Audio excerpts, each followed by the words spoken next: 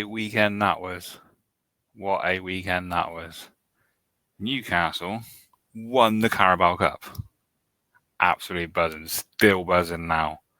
I've had a manic couple of days of work and stuff like that as well, but I'm still absolutely buzzing that we won that Carabao Cup, and we deserved every second of it. We were a better side throughout the game. You can say about Liverpool's tiredness, blah, blah, blah. But, Real Madrid just went 2-0 up against Arsenal. Sorry, got the Women's Champions League on in the background. Yeah, I deserved every second of it. Our midfield was immense. Pope had to make a quality save. Isak, when he got his big chance, he scored it. It was brilliant. So being up in Newcastle on the day of that final was just amazing. Like when I got there in the morning and sort of walking up to St James's Park, seeing the coaches outside St James's ready to get picked up, knowing they're going down to Wembley, seeing everyone on there, seeing the fans at the train station in the morning when I was heading off to Durham as well, seeing fans on their way down to London in the morning. It was just incredible being part of that in the morning, and then knowing now that we won it as well. It's just I'll never get over it. And it's on one of my other little videos, but when I walked up to St James's Park on a Sunday morning, I similar to like the scene from Gladiator when Proximo does it to the Emperor. I sort of walked up to the Sir Bobby statue, sort of kissed my hand, like touched his foot and said, "Bring his fortune, sir." And I don't know why that is. It's just sticking with me. And then then on the coach, I was watching the final on the coach, and watching the final on the coach, and I woke up the entire replacement bus when Big Dan Burns scored, who was just a colossus. When Big Dan Burns scored, I just went crazy. Normally, I'm really reserved and keep it in, especially when I've got no one with me I know and all that sort of stuff. I just couldn't out myself. I just went mad. Everyone was looking around, a few people smiling.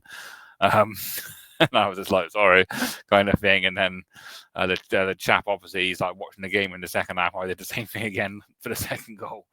But it was mad.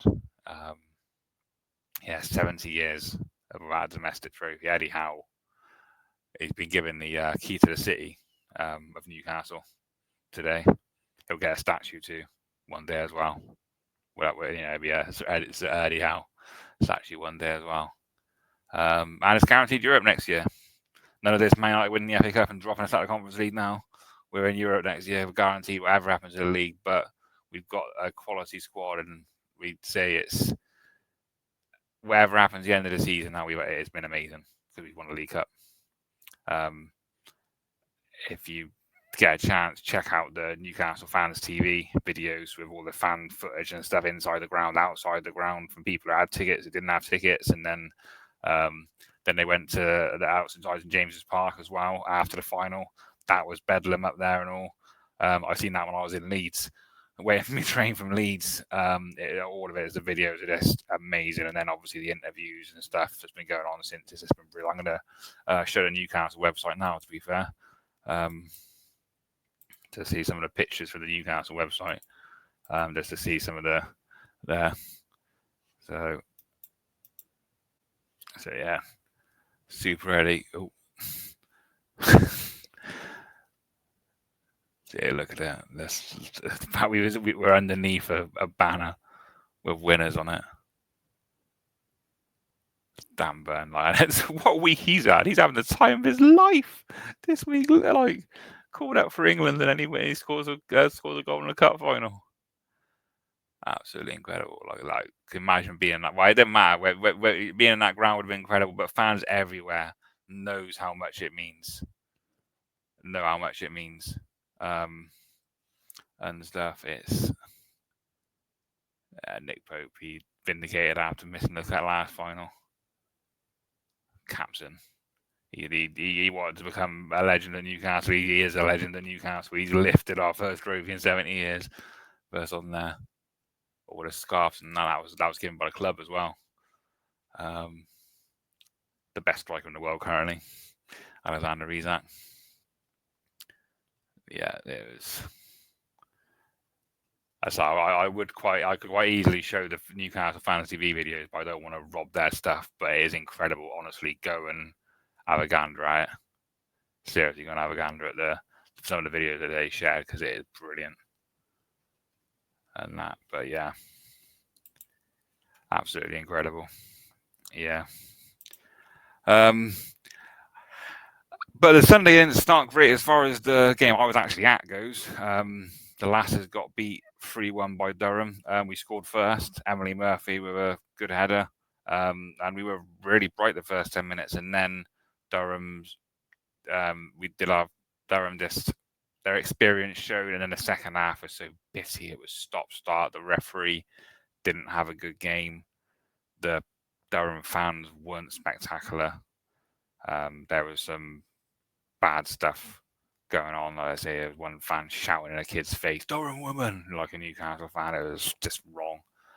That's not to say that's the reason we lost. Durham were the better side, but it wasn't. And the ground wasn't great either. It was, I know they're going to be getting some investment in their ground, because a couple won the Euro Millions and investing a lot in Durham. But to me, other than the size was a bit bigger, I didn't think it was that much better than Siren Town's ground, to be honest. And that in the second half, the first half, I was watching the game on the railing, but the second half, I went up on an embankment outside the ground with a load of Newcastle fans and was doing chant there. That was a good laugh. I say the result wasn't great. Have to improve on that next week, which we'll talk about in a second. But but no, the second half was good. Being out there, and I spoke to a few more people as well this week. I spoke to someone called Matt who does the blogs. Does a lot of blogs about women's football. A brilliant, really interesting read. Spoke to a few different people, what I normally do, and it's slowly building up me confidence. And for next week, I'm going to go into the stack for the first time. I'm going to push myself into there for the first time. Hopefully, I go in there straight away and see something I know straight away, so I'm not like doing my normal. Going to me shouting and then they're going to hide in me seat in the stadium. I'm hoping I go in there and I see someone because then that'll be the next stage of me building me confidence up and that. Newcastle Sunderland next Sunday at St James's Park. The record for the championship's already gone. The last check was that there was 22 and the last official number was there was 22,500 tickets sold for the game. There's a lot of numbers being flown about, but I think we're going to break our own club record for attendance as well, which would be over 28,000, which would be crazy incredible. And women's championship stat come out. Let's see if I can find it. But yeah, Newcastle Sunderland next week is a massive game. Both sort of 6th, 7th in the league. Sunderland got beat by Portsmouth, bottom of the league. Portsmouth. They done a double over. They got draw last time, but yeah, Sunderland haven't actually beat Portsmouth, so Sunderland beat them 6-1. A great price on Portsmouth as well. Fancied that. Just gonna find this bit of information if I can.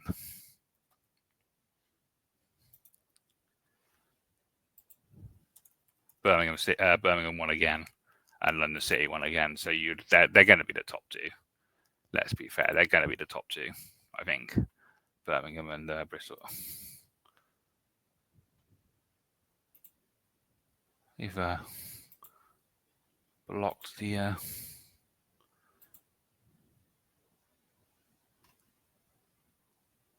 That's annoying. I can't get on that website. It has been blocked. But basically, 140,000 attendance is a record attendance for the Women's Championship, and Newcastle's about 39% of that. So for all our home and away fans, and that's gonna be increased massively on Sunday. And then they say Champions League, Real Madrid, Arsenal are on at the moment. Real Madrid beating Arsenal 2-0. They got a second leg to come. Man City, Chelsea's in the quarterfinals tomorrow. That's their second game out of 4 in a row. There's a League Cup final the weekend, which Chelsea won. It was a good game on all accounts, but the pitch wasn't great for a final. And Chelsea winning again. Again, the articles that Matt Warby writes, something needs to happen for Chelsea, and I think Newcastle and Newcastle's going to be the ones who have upset the establishment, but it's got to be when we're ready to do it. international break. Has Dan Burn got his call up? So I'm going to be watching the England games for that anyway, and stuff. So it'll be interesting to see what happens with that as the first of the Thomas Tuchel era. Henderson getting called up, wasn't quite sure about that one. Morgan Gibbs White was more deserving, but I don't know if he's gone and played it safe. But people can also say, well, you calling Dan Burn up with 33-year-old? Well, because he deserves it. He's had a quality season again. So, WWE, Cena made his first appearance since his heel turn and broke up with everyone, apparently. So it was a good promo, and I think it was a clever promo as well. It's gonna be interesting to see how that all pans out. I think Dominic Mysterio is about to turn heel again, even though he's a heel. I think he's gonna be turning on Finn Balor soon. But having WWE in Europe's great at the moment because I get to watch SmackDown and Raw live at like 7, 8 o'clock at night, so I can watch it and not be absolutely shattered, or not be seeing the results in the morning. So that's been quite a treat. Darts tomorrow, Premier League darts. No, on Thursday. So what day is it today? Tuesday. Premier League darts tomorrow. So yeah, so that's all got on Thursday. So I just got that to look forward to. Got me. So I got a treadmill here now, so I'm doing some exercise. I'm starting to do some. Trying to work. I've been working on my mental health quite a lot, and being at the women's games and being part of the women's football community is really helping that. Massively helping that. Every game I go to, I build myself up more, which is amazing. My intensive therapy starts tomorrow, but I'm hoping that it's all clicking together with that as well. And then it's got to get me physical help going and all. I'm 19 stone, over 19 stone now. Sort of get out of breath, doing stuff like hoovering and things like that. So I need to sort myself out having a treadmill at home. So I'm going to build that up slowly, and then wherever I weigh at the end of the season, I want to lose 4 stone from that final end of the season to the first whistle of the to the start of the next women's season. That's the goal, 4 stone from wherever I weigh from there. But I'm sort of starting to do it now, so I want to see how that goes.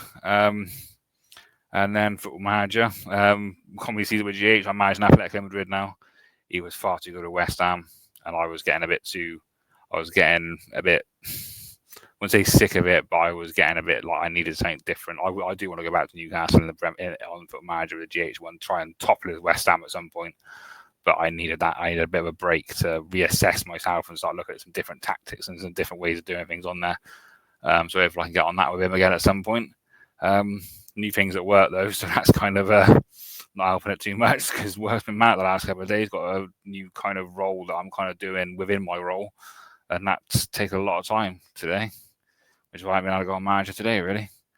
But yeah, so brilliant week. Cannot wait for the game, the Sunderland game at the weekend. As I said, for the fans videos, have a gander at that Newcastle Fans TV stuff because it's incredible. And then hope everyone has a good week in that. Cheers. Bye.